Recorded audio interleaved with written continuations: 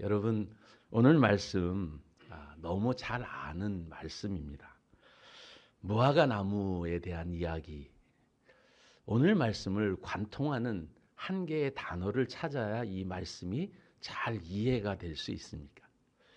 그게 뭘까요? 여러분들은 어떻게 생각하세요? 오늘 말씀 우리가 읽은 11절부터 26절을 관통하는, 여러분 말이 좀 안 맞지 않아요?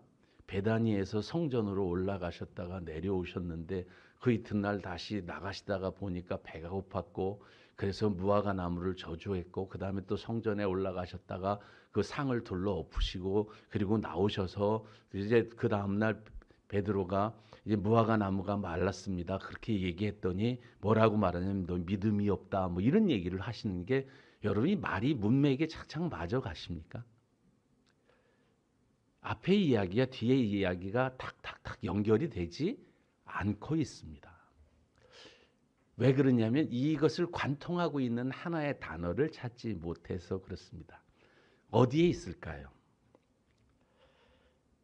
여기에 관통하는 말씀 가운데 하나는 예수께서 시장하셨다 하는 단어예요.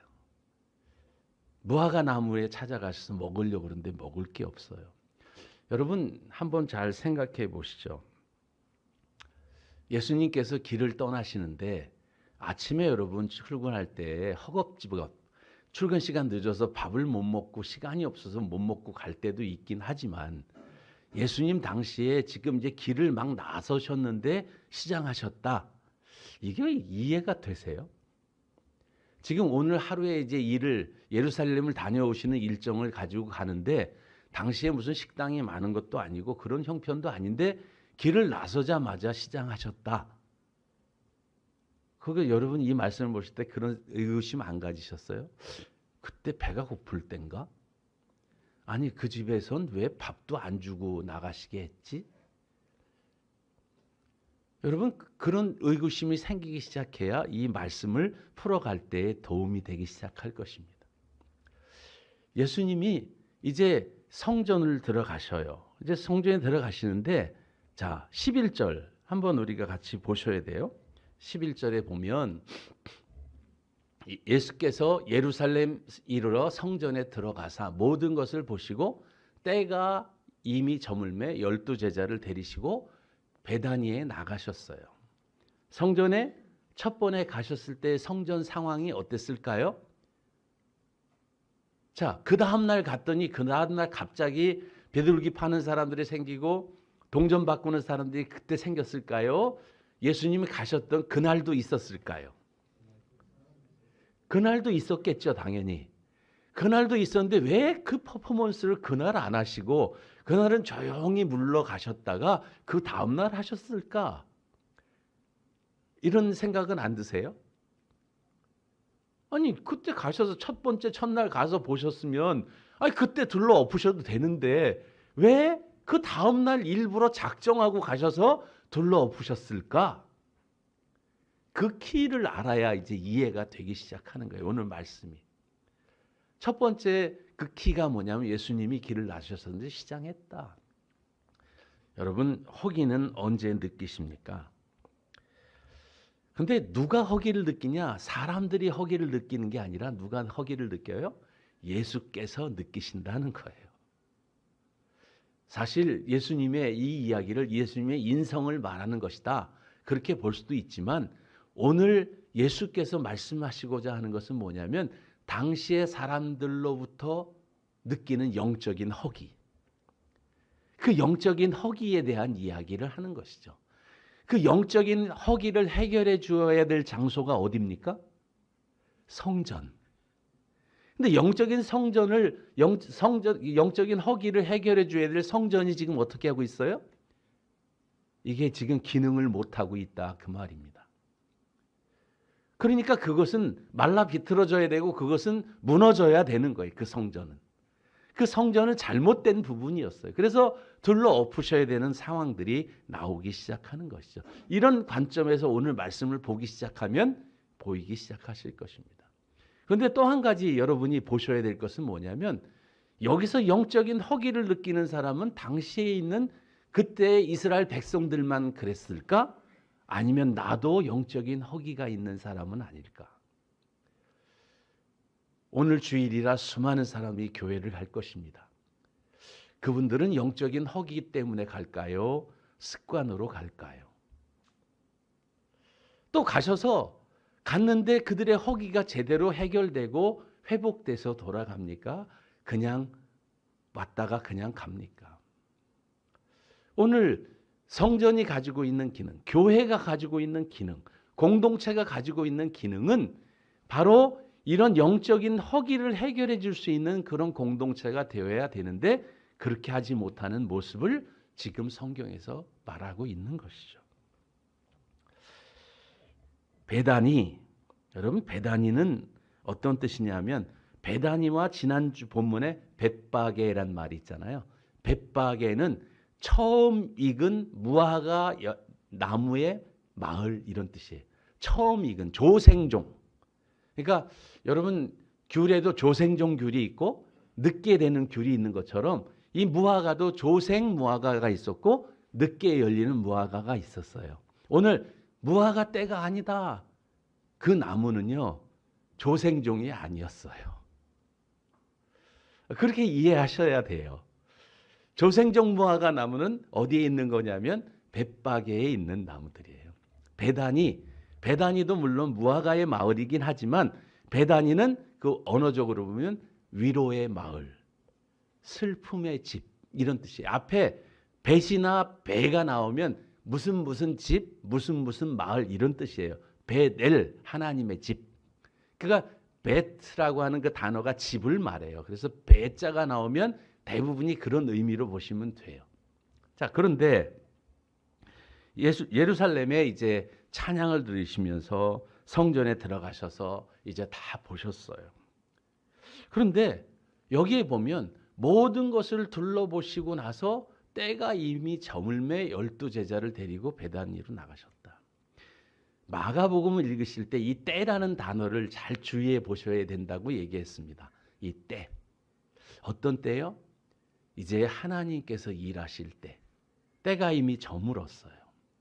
그래서 더 저물어서 예수님은 베다니로 가셔서 이제 예수님의 마지막 때를 준비하시는 거예요. 그래서 이제 성전에 올라가서 이제 비둘기 파는 자들의 상을 엎으시고 동전 바꾸는 자들의 상을 엎으시고 의자를 하시는 퍼포먼스를 하시게 되는 것이죠. 예수께서 성전에 이르사 들어가셨다. 그런데 베다니의 이야기를 하는데 무화과 때 이거 다 설명드렸죠. 그런데 여러분 한 가지 제가 마가복음을 설명할 때 한 개의 독특한 그 구조가 있다 그랬어요. 오늘 아침에 식사를 맛있게 하셨는데 어떤 구조요? 샌드위치 구조. 아침 식사 하셨잖아요. 거기 어떤 분은 햄도 넣으시고 계란도 넣으시고 어떤 분은 거기다가 치즈도 넣으시더라고요. 또 어떤 분은 거기다 잼도 바르시더라고요. 아까 보니까. 여러분 빵이 더 중요합니까? 그 안에 있는 속이 더 중요합니까? 어떤 분은 빵이라고 그러시는 분도 있긴 있지만 대부분 그 안에 속을 무엇을 넣느냐에 따라서 샌드위치 종류가 달라지는 것처럼 무화과 이야기와 무화과 이야기 사이에 뭐가 껴 있어요? 성전 이야기가 껴 있어요. 이 샌드위치 구조를 이해하셔야 돼. 그러면 중요한 게 어떤 거라고요? 성전 이야기가 중요하다는 거예요. 그런 관점에서 오늘 말씀이 이제 진행되고 있습니다. 그래서 무화과 나무 얘기하는데 이 무화과 나무가 도대체 무슨 의미인가 이것을 잘 생각해 보셔야 됩니다. 무화과 나무는 무엇인가 하면요. 당시의 무화과 나무 한번 같이 읽어볼까요? 예레미야서 24장 5절입니다. 시작.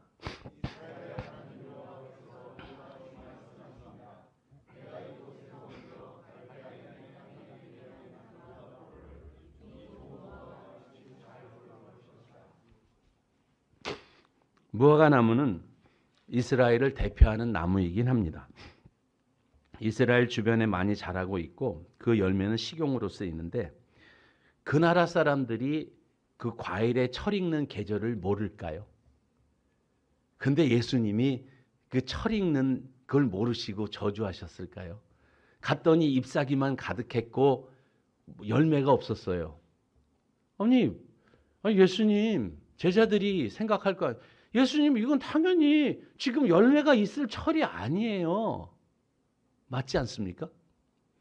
그럼 그렇게 얘기를 해야 되는데 그가 그렇게 말씀 안 하시고 이 무화과 나무가 이제 열매가 없을 것이다. 다시는 열매 맺지 못할 것이다. 무화과라는 단어를 여러분 잘 보시면요. 우리 잘 아는 무화과 있잖아요.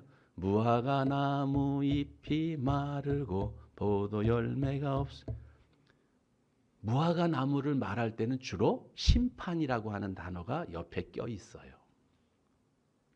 성경을 잘 읽어보시면 무화과라고 하는 단어가 나올 때마다 이스라엘 백성을 무화과로 비유할 때마다 나오는 이야기들이 뭐냐면 심판이에요. 이게 에레미야서도 마찬가지. 이스라엘 백성을 어디로 보내요?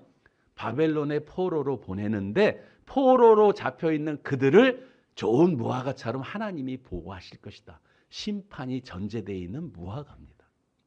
오늘 이 무화과 이야기를 하면서 무엇을 말하냐? 이스라엘 백성들에게 지금 하나님께서 경고하고 계신 거예요. 무화과 나무, 열매를 맺어야죠. 또 한 가지 말씀을 보셔야 돼요. 누가복음 우리 같이 한번 읽어보겠습니다. 시작. 너에게 이르노니 아니라 이에 비유로 말씀하시되 한 사람이 포도원에 무화과 남은 것을 심은 것을 있더니 와서 그 열매를 구하였으나 얻지 못한지라 포도원지기에게 이르되 내가 3년을 와서 이 나무에게서 열매를 구하되 얻지 못하니 찍어버리라. 어찌 땅만 버리게 하겠냐. 대답하여 이르되 주인이여 금년에도 그대로 두소서. 내가 두루 파고 거름을 줄이니 이후에 만일 열매가 열면 좋거니와 그렇지 않으면 찍어버리소서 하였다 하시니. 예수님께서 비유를 들어서 무화과 얘기를 하면서 어떻게 해요? 무화과는요, 이스라엘 백성들을 상징하는 단어예요. 그러면서 그 안에는 심판이라고 하는 단어가 같이 섞여 있습니다. 어떻게 보면 우리가 무화과 나무입니다. 옆에 계신 분이 지금 무화과 나무예요. 자, 그분을 한번 살펴보시죠. 지금 열매가 맺혔나? 열매 무슨 열매가 맺고 있나? 누가 거기서 뭘 따먹고 있나? 따먹을 게 있을까? 봤더니 없어요. 3년 기다리실진 모르겠네요. 근데 지금 30년 기다리신 분도 있기는 해요. 우리는 알 수 없어요. 그런데 주님이 보시기에 그에게 열매를 기대하고 계시는 주님의 영적인 허기가 느껴지셔야 돼요. 내가 너를 구원하여 너를 하나님의 백성으로 삼고 너에게 기대하는 열매가 있어. 언제 맺을래? 나 그것 좀 먹고 싶다. 시장하세요. 근데 우리는 예수님의 그 영적인 허기, 그 시장하심을 간과해요. 아이, 주님이 뭐 배고프시겠어. 나 하나 그런 거 안 맺는다고 주님이 뭐가 부족해서. 아니, 말도 안 되지. 근데 오늘 그렇게 말씀 안 하십니다.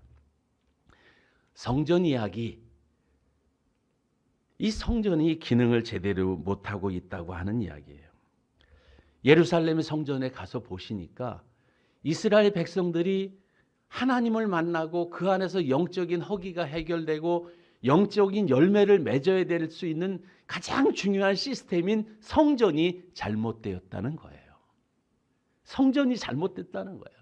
그래서 예수님이 들어가셔서 성전을 둘러엎으시면서 다 쫓아버리고 심지어는 마태복음 채찍을 드셨다 뭐 이런 얘기도 나올 정도로 주님께서 진노하십니다. 자, 예루살렘 성전은 그렇다고 칩시다. 오늘 우리의 성전은 어디 있습니까? 어디 있습니까?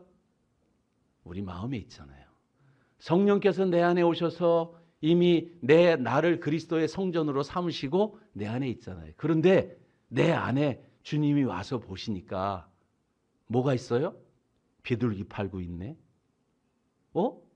동전 바꾸고 있어? 둘러엎으실 것입니다.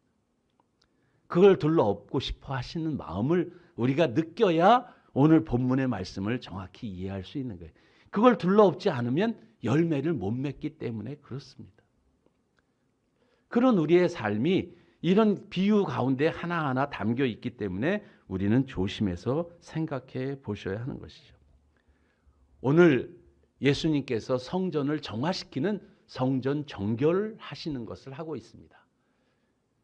예수님께서 이렇게 말씀하세요. 우리 요한복음에 있는 말씀인데요. 같이 한번 읽어보겠습니다. 예수께서 대답하여 이르시되 너희가 이 성전을 헐라 내가 사흘 동안에 일으키리라. 유대인들이 이르되 이 성전은 46년 동안 지었거늘 내가 3일 동안에 일으키겠느냐 하더라. 그러나 예수는 성전된 자기 육체를 가리켜 말씀하신 것이다. 예루살렘 성전은 사실 예수님을 상징하는 것이었습니다. 그 예루살렘 성전을 우리 가운데 지으시고 우리 가운데 예수 그리스도가 원하시는 열매를 맺기 위하여 성령께서 함께 하시고 이끌어가고 계시는데 우리 속에는 정작 어떤 열매들을 맺냐면 가시와 엉겅퀴를 맺고 있는 우리의 인생들을 바라보시면서 생각하면 되죠. 그런데 그 성전이 제대로 되지 않으면 어떻게 된다고요? 잎사귀만 무성하고 열매가 없으니까 어떻게 된다고요? 내가 너 다시는 열매 맺지 못하게 하리라. 이 말은 뭐예요? 그 나무를 저주하시는 게 그렇게 살면 안 되라고 하는 경고예요. 그렇게 살지 마. 그렇게 살면 안 돼. 이제 내가 참고 참지만 더 이상 안 돼. 예루살렘 거민들을 향해서 예수님은 무척 참으시고 하나님이 참으셨는데 이제 예루살렘 성전이 무너져 내릴 것이다 라고 하는 것을 마태복음 24장에 예언하고 계시잖아요. 그때 24장에 무화과 얘기가 나와요. 그런데 이것을 이들은 생각해요. 아니야, 성전이 있으면 우린 망하지 않아. 성전 하나님이 죄송합니다. 하나님이 여기 계시면 우린 망하지 않아. 내가 예수를 믿는다고 고백했거든? 그럼 난 망하지 않아. 나는 구원받아. 예, 그런데요. 구원받는 거 맞습니다. 그런데 주님은 열매 어디 있니, 열매? 구원했어. 그래, 너 그럼 열매를 봐야지. 근데 문제는 열매는 없이 구원만 받으려고 하는 우리의 모습들이 참 아이러니하다라고 주님은 말씀하고 있는 것이죠. 오늘 주님은 의도적으로 퍼포먼스를 하십니다. 그렇다면 예수님께서 지금 말씀하신 이 무화과는 무엇을 말하느냐면 우리의 회개를 말하는 거예요. 그리고 우리가 회개를 하고 하나님이 기뻐하시는 온전한 영적 열매를 맺기를 하나님이 원하신다는 것이에요. 그런데 문제는 회개하지 않고 그 사람들은 지금 어떻게 합니까? 이 사람들 거꾸로 이렇게 얘기해요. 이들은 다 그 무리는 다 그 이야기를 듣고 만민이 기도하는 집이다. 이거 다 알고 제가 주일날 설교하는 말씀도 여러분 다 알고 다 알지만 어떻게 해요? 저 목사님이 오늘 왜 이래? 막 회개를 말해. 저분 보내야 되겠는데. 저분 안 되겠구만. 그래서 강단에서 요즘 현대교회에서 회개를 얘기하지 못하잖아요. 회개 얘기하면 참 일주일 내내 힘들게 일하다 왔는데 주일날로 가서 또 혼나. 아니 뭐 혼나러 가 교회? 그러는 마음이 우리 가운데 있잖아요. 저도 그거 있었거든요. 저도 제가 평신도 때 그런 생각이 있었어요. 아이 목사님은. 근데 성경을 읽다 보니까 그게 아니에요. 성경 말씀은. 회개는 단순하게 책망하고 그런 것이 아니라 우리에게 복 주시기 위한 하나님의 방법이더라고요. 회개해야만 되니까. 회개 안 하면 안 되니까. 그래서 회개해야 된다고 얘기하는데 싫어해요. 그러니까 어떻게 해요? 그를 죽이려고 하는 거예요. 참 너무 인생은 아이러니하지 않습니까? 이런 모습을 보면서 요즘 우리 교회, 요즘 성도들을 바라보면 그런 생각이 있어요. 믿음이 없이 영적으로 피쩍 말라 있음에도 불구하고 나는 풍성한 오아시스인 줄 알고 있는 착각하시는 분들. 어떻게 보면 짜도 아무리 물도 안 나오는데 나는 풍성한 은혜가 있는 것처럼 하시는 분들. 그런데 그 안에 뭘 봐야 되는가? 그것은 있냐 없냐, 물이 있다 없다, 열매를 보자는 거예요. 주님, 열매를 봐서. 지금 어떤 열매를 맺고 있니? 어떤 열매가 당신에게 있냐? 이것을 주님은 원하시는데 우리는 나 믿음이 있습니다. 교회도 수십만, 수만, 수천, 큰 교회, 작은 교회, 여러 교회가 있지만 영적 기갈을 해결하기 위해서 교회를 찾았는데 오히려 교회에서 상처받고 유린당하고 오히려 이상한 그런 마음을 갖고 쓸쓸한 마음으로 돌아서는 교회들이 요즘 얼마나 많습니까? 물론 그렇지 않은 교회가 더 많기 때문에 아직은 우리 교회 한국은 아직은 괜찮지만 그렇지 않은 교회들도 상당수 있다는 것을 우리가 다 고백하지 않습니까? 만민이 기도하는 집이다라고 말씀하시지만 만민이 기도하는 집이 아니라 물건을 가지고 왔다 갔다 하는 집으로 바뀌었지 않습니까? 여기 와서 뭐 사업할 거리가 있나? 여기 오면 내가 좀 먹고 살 수 있는 게 해결될 수 있을까? 거기에 가면 내가 뭔가 해결될 부분이 있을까? 이런 부분으로 왔다 갔다 하는 사람들도 있다는 사실이 성경이 우리에게 말해주고 있습니다. 그리고 날이 저물매 그들이 성 밖으로 나가는데 그들이 아침에 지나갈 때 무화과 나무가 어떻게 됐다고요? 뿌리째 마른 것을 보고 베드로가 생각이 나서 말합니다. 저주하신 무화과가 말랐나이다. 그런데 그래 말랐구나. 그럼 되는데 뭘 얘기하셔요? 믿음을 말씀하세요. 하나님을 믿으라. 이게 무슨 엉뚱하지 않습니까? 나무가 말랐네요. 근데 하나님을 믿으라.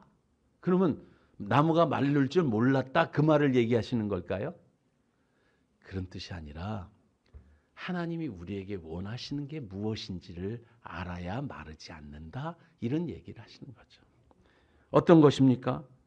하나님께서 우리를 극상품의 포도나무를 하나님의 포도원에 심으셨는데 열매가 그렇지 않으니까 성전이 그런 기능을 안 하니까 이제 이 성전을 들어서 산에 던지라 그러면 던져질 것이다. 성전이 영원할 거라고 생각하지 아니야. 그거 영원하지 않아. 문제는 뭐예요? 믿음이 문제다. 이 이야기를 하고 계신 거예요.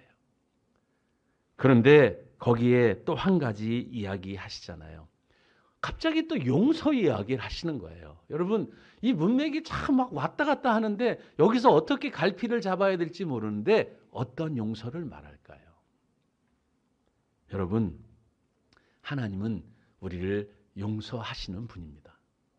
우리가 어떠한 죄를 졌든지 우리가 우리의 죄를 고백하고 그분 앞에 나가면 그분은 우리의 모든 죄를 사하시고 모든 불의에서 깨끗게 하시는 그런 분이십니다. 그분이 우리의 하나님이십니다. 그런데 문제는 뭐냐면 용서하지 못하는 우리의 마음, 믿음이 없는 마음들. 누구를 용서 못하냐면 나를 용서하지 못하는 게 나를. 이게 얘기 듣다 보면요. 제가 잘못했어요. 제가 그때 실수만 안 했습니다.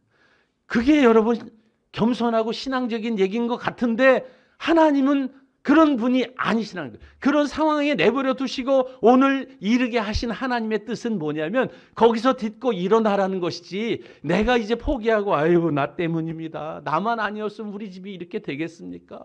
내가 문제지요. 내가.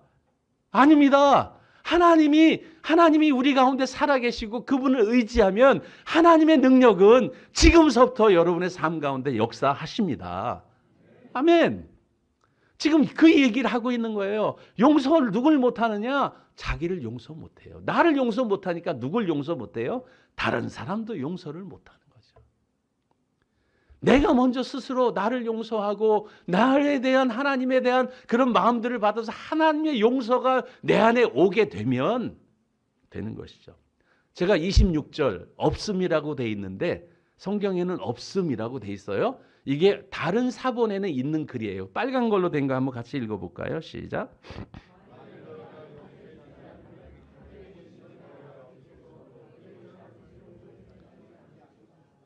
여러분 용서하십시오. 옆에 분에게 이렇게 얘기하시죠. 내가 다 용서할게요. 왜 웃으세요? 용서하고 싶지 않아서요? 그런 건 아니겠죠. 성경은 우리에게 뭐라고 말하냐면 하나님이 우리를 용서하셨다. 그 용서가 모든 세상 가운데 용서로 선포되고 그 용서와 화해 가운데 진정한 하나됨을 누리는 것, 너와 내가 하나 되는 것을 주님이 원하신다. 그런데 문제는 그것을 방해하고 그것을 온전하게 못하는 뭐가 있는가? 성전, 잘못된 신앙, 잘못된 그 안에 물건을 들고 왔다 갔다 하고 세상의 돈과 세상의 돈, 오직 돈이 모든 걸 한다라고 생각하는 금전주의, 황금 만능주의. 이것을 해야 돼. 어느 분 얘기해서 뭐 이렇게 이사 얘기하고 뭐 하면 아유 지금 갈 때가 아니던데요. 여러분 가장 중요한 게 뭡니까? 돈입니까? 저는 믿음이라고 생각합니다. 성경은 그렇게 말합니다. 하나님은 우리에게 믿음을 보겠느냐? 믿음을 보여드리시죠. 하나님 앞에 우리의 믿음을 보이시죠. 하나님, 나는 주님 한 분밖에 없습니다. 나는 주님만 믿습니다. 주님이 살아계시기에 나는 오늘 오직 주님만 의지합니다. 그것을 원하는 것인데 오늘 그 얘기가 시리즈로 다 이야기하시는데 어떤 열매요? 믿음의 열매예요. 그 열매가 저와 우리 공동체, 여러분의 삶 속에 주렁주렁 맺혀지기를 주의 이름으로 축원합니다. 기도하겠습니다. 하나님 아버지, 우리 교회가 세상에 있는 교회들이 세상의 믿음을 선포하고 사람들에게 영적 기가를 해결해 줄 수 있는 오아시스의 생명의 샘의 역할을 감당할 수 있도록 주여 인도해 주옵소서. 우리의 가정들이 그리 되게 하시고 우리가 함께 섬기는 공동체가 그리 되게 하시고 대한민국의 교계가 그렇게 될 수 있도록 주여 인도해 주옵소서. 예수 그리스도 이름으로 기도드립니다. 아멘.